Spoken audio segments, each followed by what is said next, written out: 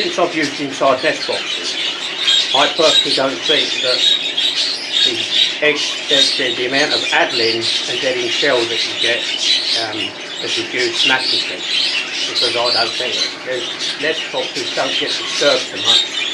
The hens feel comfortable because there's no movement on any of the nest boxes, and I also think that with a side entrance rather than they still get a little bit of light into the nest boxes. And I think once the birds settle into them cages with that sort of nest box, and the cockbirds are also, they can see everything that's going on, which I think makes them a lot more settled, which makes the hen a lot more settled, I think.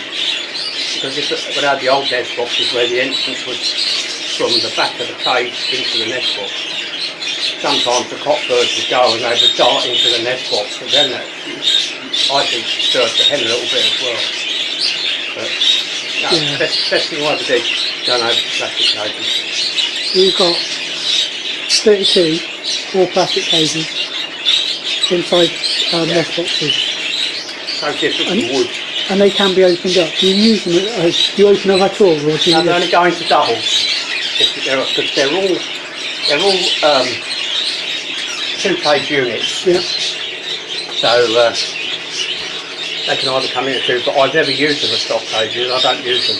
In fact, you know, with these breeding cages, 9 times out of 10, most of the cages are on the go all the year round.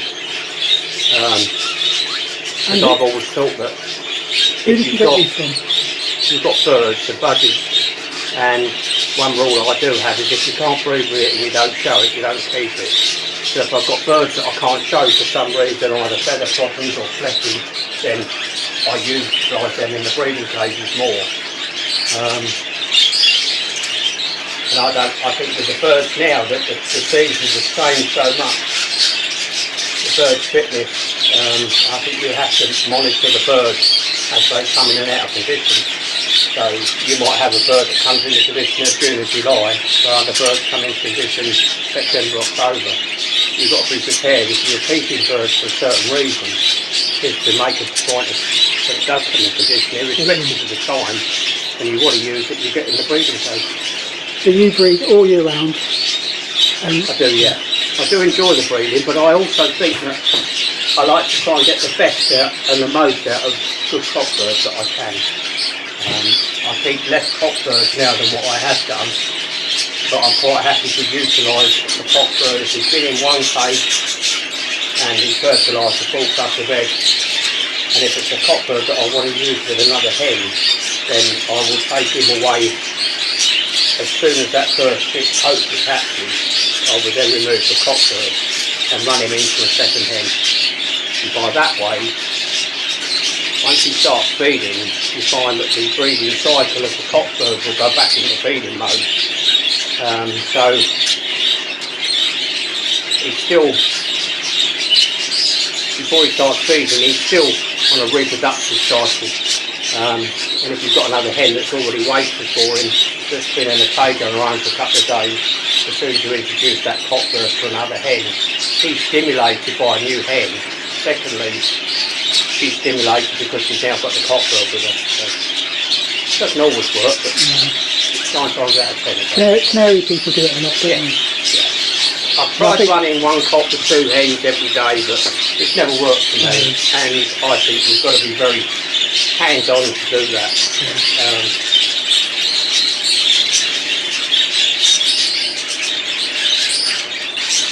And do you just wait for them to come into condition? You don't have any special diet or anything? You don't cut down on feed for a period of time, you just let them come in? My birds get fed the same diet 365 days a year. They get soft food 365 days a year, whether they be in the fight or the cages. I think the birds need nutrition, and I think the birds that we're keeping today need as much protein and goodness and fresh vegetables and things like that in soft food. This is all part of the makeup of the bird to produce the feathers that we're producing and to keep the birds fit. And I think if you've got a bird that's an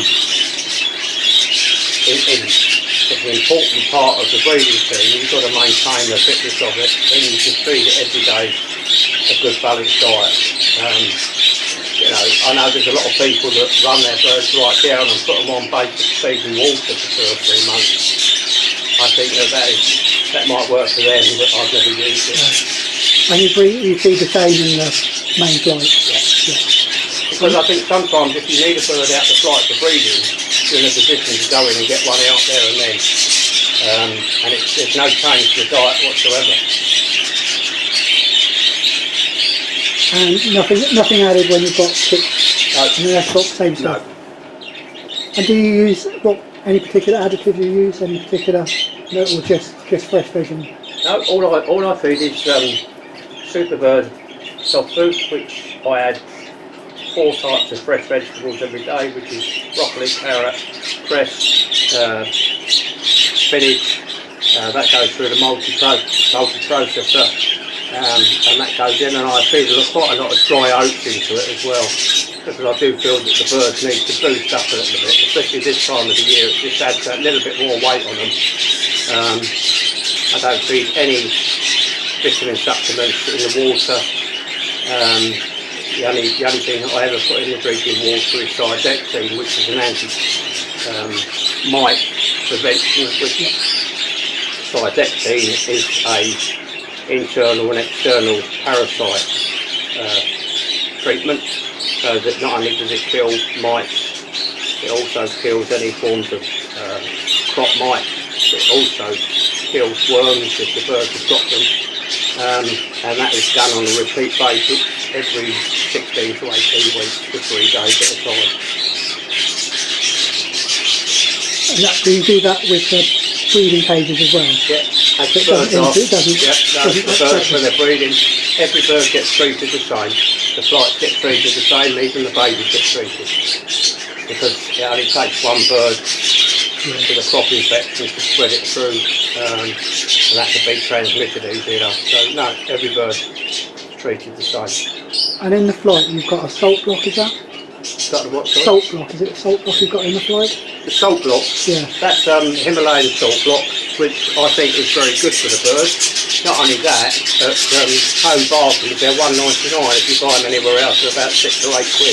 So home bargains is the place to get them. I'm quite happy to give my birds a treat for £1.99. And that must last you ages, that. Does it last a long time? Oh yeah. Yeah. The only downside is you've got to watch it when they start chewing through it and you've got it on a perch. There might be one unlucky one underneath and it drops off. I've seen that happen.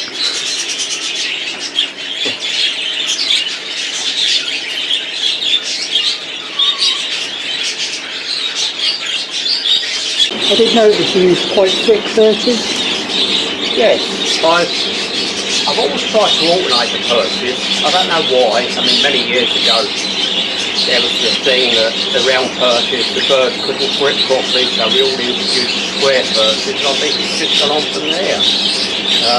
But I like to have one of these because I think the babies, when they come out to start perching, they want something that they can sit onto rather than an inch square perch, which doesn't really do their feet any good. It's not at an early age anyway. Yeah. I know most of your cockbirds seem to prefer the bigger perch. Yes, I think also they like to sit away from the box. Yeah. But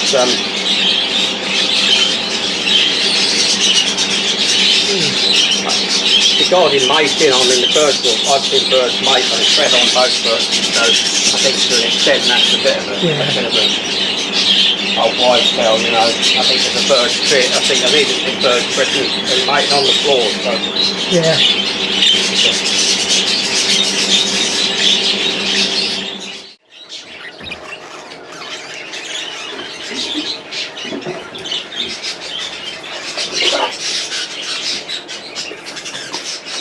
Find that the nest box is without the nest box floor without a concave, that's quite shiny and slippery. Well, if you've only got chicks on there, no bedding at all, that's when you're going to get birds with splay legs. So what I tend to do is put the concave in, with the concave at the furthest part away from the entrance hole, so when the hen does come in, she doesn't automatically get onto the eggs.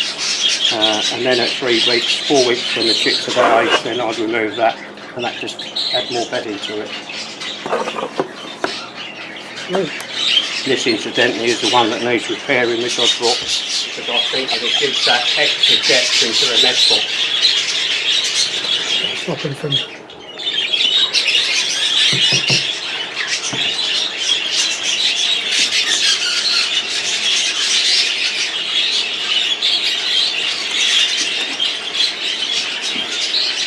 plastic concave shavings, and I say once the checks are about 3 weeks old, I lift the concave out.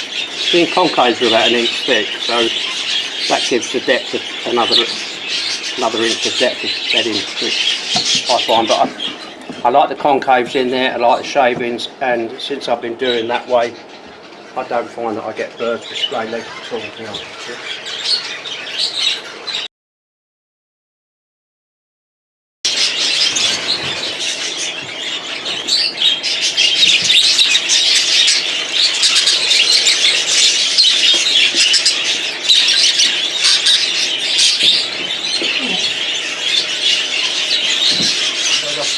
I nearly have best young birds within that club shows with split decisions, and one of the judges they had to, it was a 2-2 decision, best young birds.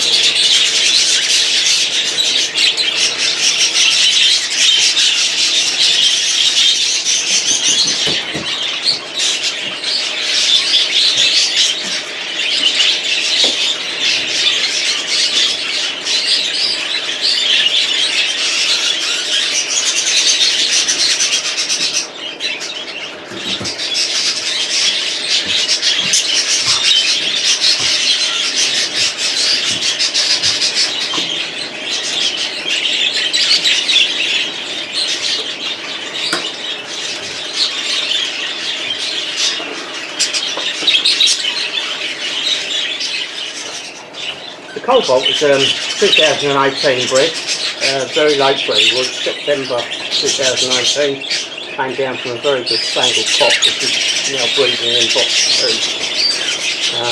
Very prolific bird. He's actually a father of both of the young greys. I had him down to a very good grey hen, which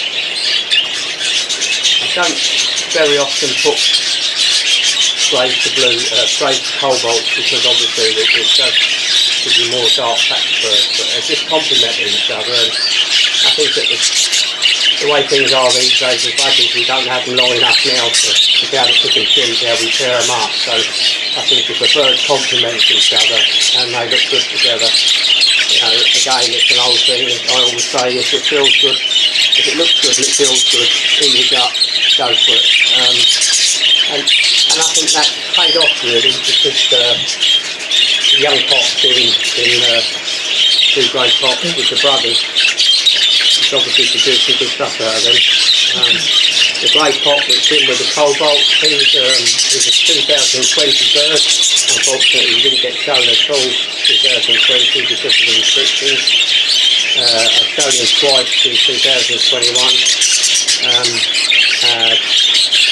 It was one of the birds that I always felt that might do well. It's not the biggest of birds, but he's got everything really. He's got a lovely face, lovely top end, good depth of mask. And at London Southern, he actually took this to the show, which I was actually out of the moon with, because being our own area society as well. And I think sometimes if you know that you've got a bird that can do well on the show then, I think you get a bit disappointed if they don't do what you want them to do. But when you do show them sometimes and it all goes well for you, I think it justifies the thought and the feeling behind what you feel about them. And I was quite happy. He's a very good cock bird. He's got a very nice sister which is bred with some very good stuff. The 2 greys. There was a nest of 5 which came out of the first round of those. 2 grey hens, 3 grey cocks. One of the grey cock on the right hand side, unfortunately, he's got a tail problem. I pulled his tail one day and unfortunately it didn't grow. It seems to be the norm, but I think that he's probably the better out of the 2 brothers, unfortunately, and you can't show him. But then again, he will now earn his keep in the breeding cage. Both paired up now. I've got the young grey to a nice cinnamon grey hen, the first one, and the other one is now down to a blue spangle. Most of the pairings that I do with my birds is based on a first cousin pairing or uncle to niece and nephew to auntie pairing. I do find that they tend to produce some of the better birds, and it also strengthens up the family which the birds are coming from. The sky blue cock here at the moment now, he's a 2019 cock. He's in a bit of a molt at the moment, he's feeding chicks. He's bred me some very nice stuff. There's actually some more greys off them, and I've got some blues as well, which he's, as I say, he's feeding chicks at the moment. He's been breeding pretty well all this year because he's another bird that doesn't get shown. He's a little bit flecked, and he does have a slight problem. He grows the slides, he doesn't hold them very well. Once he's breeding, he tends to drop them, which could be down to the fact that it could be stress related or whatever. The sky blue cock is one of his sons from last year. He bred to me a couple of nice blues last year, which I've done very well with in the breeding cage. And that young blue cock, he's actually produced a good stuff earlier this year. So again now, I tend to pair them up when they're fit, and then move them to one side at a later date, which allows more birds to take the breeding cages that are in reserve in the breeding feed. And then when we assess them, it's hopefully that the young birds that we breed from them will be better than what the parents and looking back to the grandparents and then their birds that move forward. I've always been a breeder that works with young birds rather than old birds, and I think that's the only way to keep any stuff young, fit and active. Keep pecking about with old birds all the time. They get impatient, and you often waste a very good hen on them as well, just to get another 1 or 2 chicks or 1 or 2 fertile eggs. And I'm quite happy if I bred something that I like. I'm quite happy to allow the birds to move on to somebody else and give them a chance to use them as well. So, lutinos, one of my real favourites in budgies is the red eyes.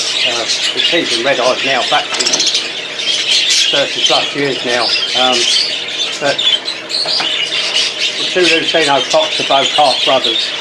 The dad now is in cage 3 breeding again. He's had the dad to these albinos has had 6 hens last year, or 2020, and in 2021 he's had 3 hens so far. And he's never reared a chick up until now. He's been a bird that I've moved around onto a second hen every time, and most of the eggs that have been fostered or the hens are reared on their own. And the dad to both of these birds has bred on an average of 30 very good lutinos for me, and the occasional lacewing that pops out. So, yeah, the bird on the left is a 2020 cock. Again, it wasn't shown last year because of restrictions. I've won a CC twice with him this year, so I'm quite happy. He's now in the breeding. He's not in the breeding cage at the moment because the hen I wanted him to go to is not right. But the bird on the left, which is a 2021 cock, which is a half brother, he's paired up, and his hen now is their fertile egg. So it's just keeping the family going.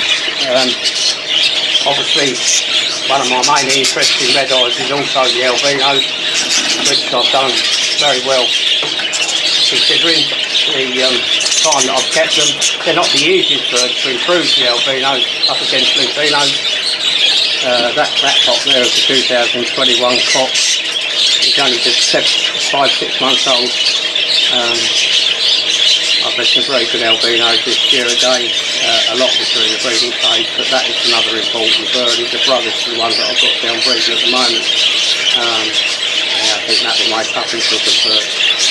It's just something about the albinos and the difference between them and lutinos is in the breeding of them. Lutinos seem to be a lot easier to improve than albinos. Because obviously with the albinos you need to keep the clarity of white body colour and no cinnamon, whereas in lutinos it's just a matter of trying to keep a good yellow budgie. But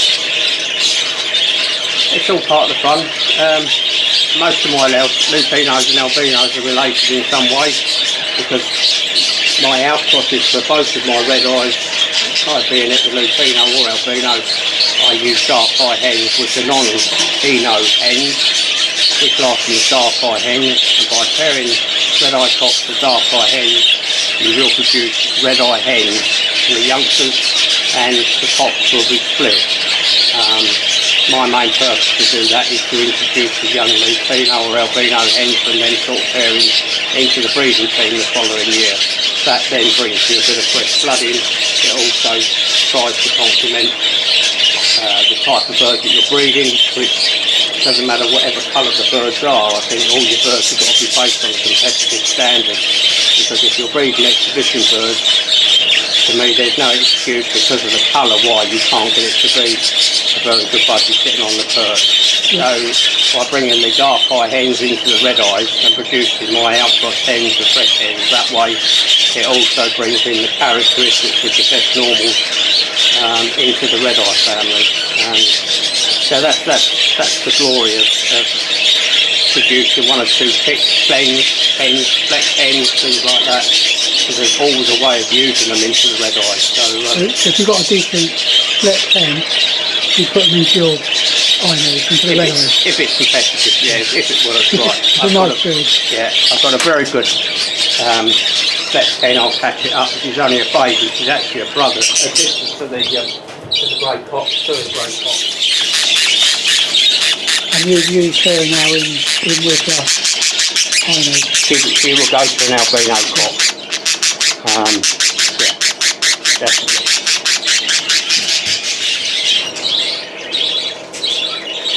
The grey hen, she's 5.5 months old approximately. She's just now come through the first baby moult. A little bit unsure at the moment. She's settling down in the cage. As you can see, with hens like that, we do get the coarse feathering, we get the nice rise on the front, the tapping, even the depth of mask. Although you can't see spots on lutinos and albinos, you still see the depth of mask. That is a great indication to the length of the red eye birds that you're breeding, because you do get that red eye mask which you can actually see. And when you compare that to the albino cock that's in with it, that's the sort of pairing that I would go for. The hen would give the albino shoulder, it will give them thickness across the face, depth across the front and the back of the throat. And she's obviously got a lovely tapping and blow on her, so if you can try and combine those characteristics of both of those birds into one, that's what we're looking for. The end product is getting a youngster that carries both qualities. That's Crested, yeah? That's what we class as a crest bred. The father was a crest, a grey, and I paired the grey crest dad to a opaline sky blue hen. I produced 3 brothers like this and 3 sisters, 2 greys and a sky. These birds carry the crest characteristic gene. The idea with birds like this is that you pair them back into a crest or a visual crest, and hopefully, because he's carrying a percentage of crest genetics, that you should hopefully produce 1 or 2 crests. You might breed more crest breds. That's just the way genetics work. But what we're looking for again is to try and get an exhibition budgie with a crest on, and that you can breed the crest birds that will compete for top honours or best of colours, whichever you want. As I say, to me, in this hobby, there's no excuse why you can't bring a bird of any variety on to be competitive. That's down to you as a breeder, and really how far you want to work with a bird. So, he's also a sky blue cock, which has come from a good grade crest. So it's the type of bird that you could pair up with. You might actually produce a crest out of it.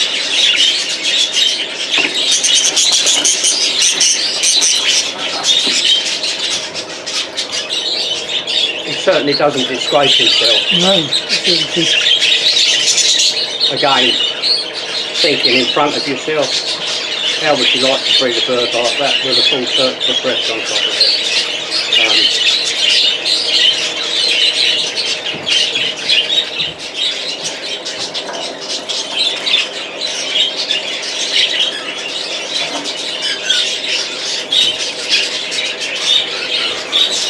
As I said, the sky blue cock is a crest bred. This is a non-visual crest carrying the genetical crest gene. How strong of the gene is in them birds, nobody really knows. But the young sky blue crest next to it is a crest that I bred this year, which will be a first cousin to that. As I said before, the sky blue cock crest that doesn't disgrace himself as a normal. And certainly the crest itself doesn't disgrace himself as a young crest. But what we're trying to do is move the features and the qualities from the non-visual crest over onto the crest family. More depth of mask, bigger spot, maybe a bit more shoulder, and more style. People knock and think that the crested variety is something to have a laugh and a joke about, but there are a lot of serious breeders out there that put a lot of time and effort into breeding crests, and some of them are getting good rewards. It's all part and parcel of the hobby. I don't keep the sets of pies, I don't keep clear bodies. The crest is quite challenging. It's probably one of the most challenging varieties there is. It's fun, it's part of bird keeping. And sometimes I think we can get very relaxed with our birds because we're just pairing up the same sort of pairings every year, all year. And sometimes with a variety that makes you think, it certainly gives you something to think about as well. And it's, as I say, it's fun. And you don't find any health issues with the crest? No health issues? No. The sky blue crest has also got a light green crested brother, which is very, very nice. I've exhibited both of these crests this year. Although they're both carrying a 2021 ring, I've actually shown them consecutively as one as a young bird and one as an adult, and both of them have always won their classes, and both of them this year have taken challenge certificates. Even one taken an NEA challenge certificate, even though it's a young bird. Which is quite nice. Sometimes you're lucky in a pairing if things go right, and sometimes the pairings don't go right, but that's what part and parcel of the budget is all about. But you rethink it and move on to the next level with it. Don't repeat the mistake. Don't repeat the mistake. This grey cock again is a 2021 bred and run. Unfortunately, the speed is carrying a little bit ticking or flicking, which obviously is one of the reasons that it would not be classed as a show bird because it's carrying a fault. The downside is he's got so much quality about him that you cannot not use him.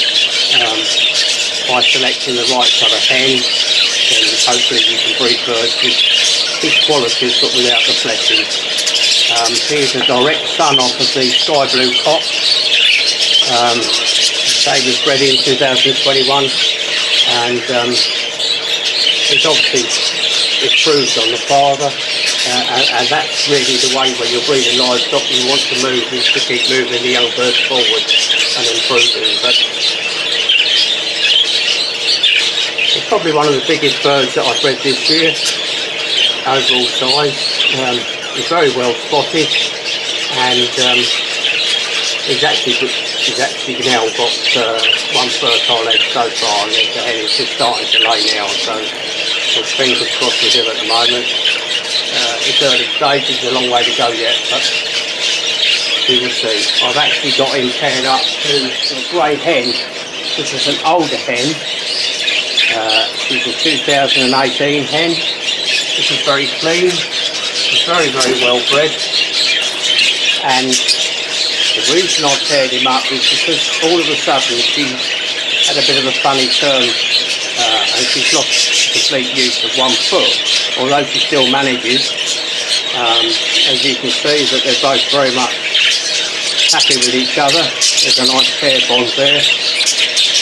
But the best part of it is that this hen here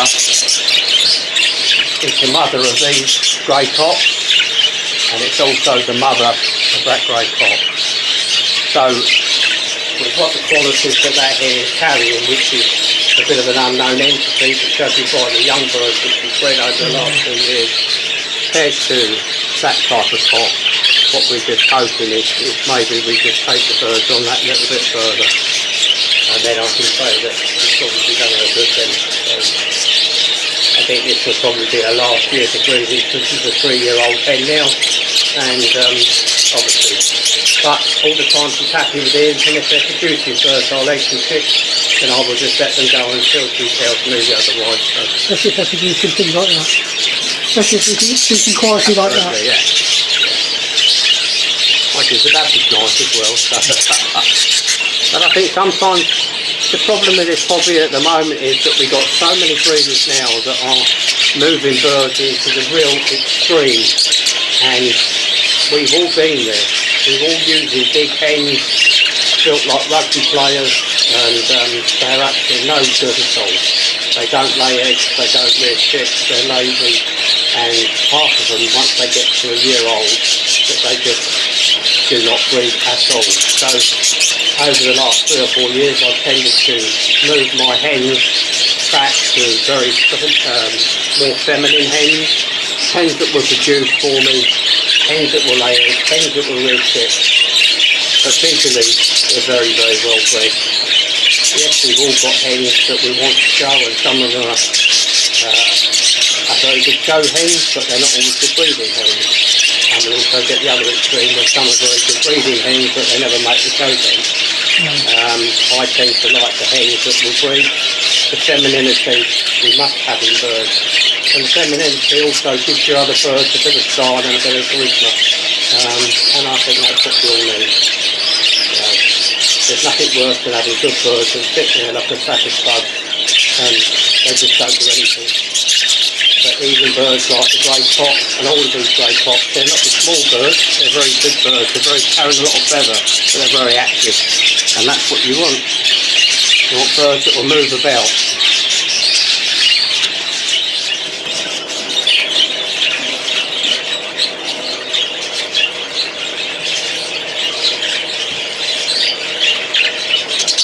As you can see here, we've got 2 spangles. One is a sky blue spangle and the other is a normal light green spangle. The spangle varieties become very popular over the last 20-30 years. There seems to be a lot of quality birds come out of spangles, but at the end of the day they're all just the same as the rest of them.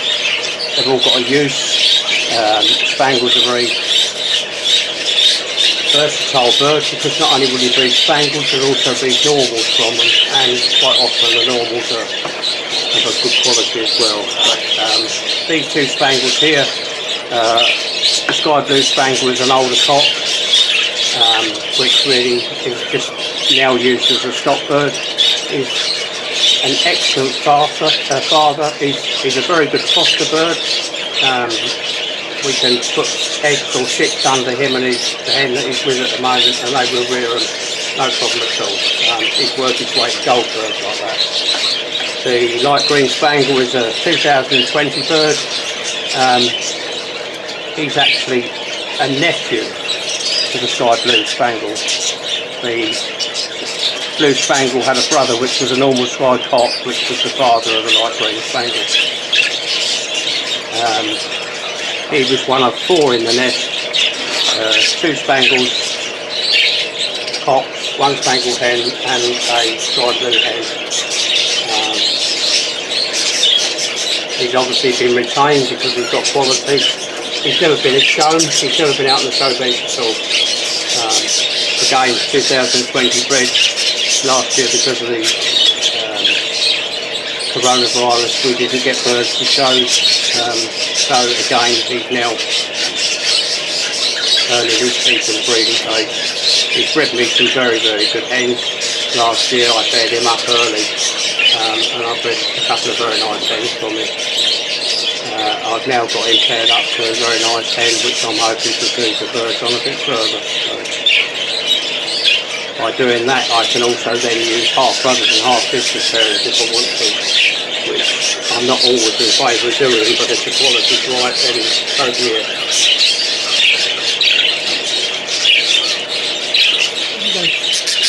Alright, we said earlier about albino cocks going out to dark eye hens, mainly greys. I've bred this double factor hen this year out of a blue spangle cock and a yellow face cinnamon spangle hen.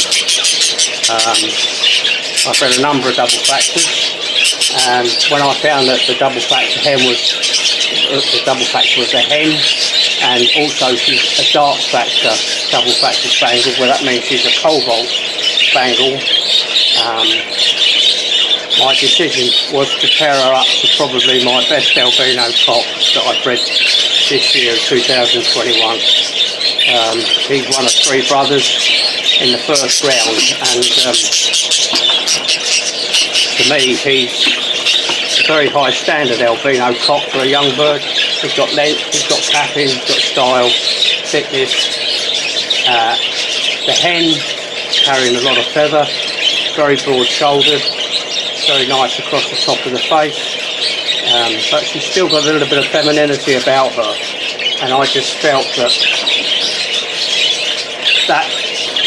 sort of pairing, if I can breed again some albino hens to come out of that pairing, and also some double factor spangles that could be carrying albino factor, which would class as split. So it is also another way to go. Again, it's also introducing the quality fresh blood into the albino factor, and keeping that family moving that just step one more forward, hopefully.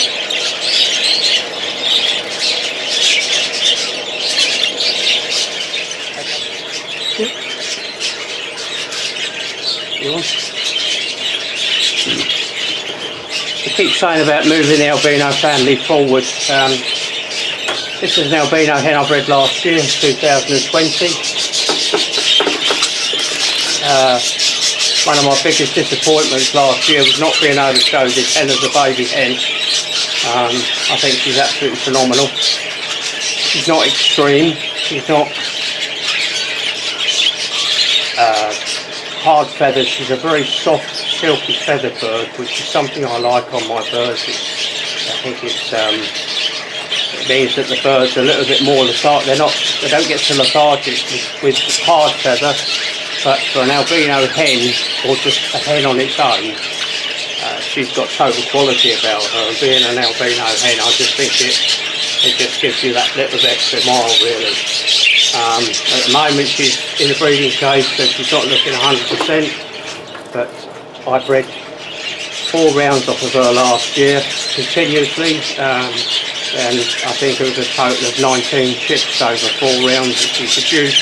She laid and reared every one of them herself, and she would quite easily gone on to another round had I left her. She is actually the mother of these young albino cocks that I'm using at the moment. So I think when you look at the albino cock and you look at the mother, you can see that the inheritance of the quality is keeping that family going again.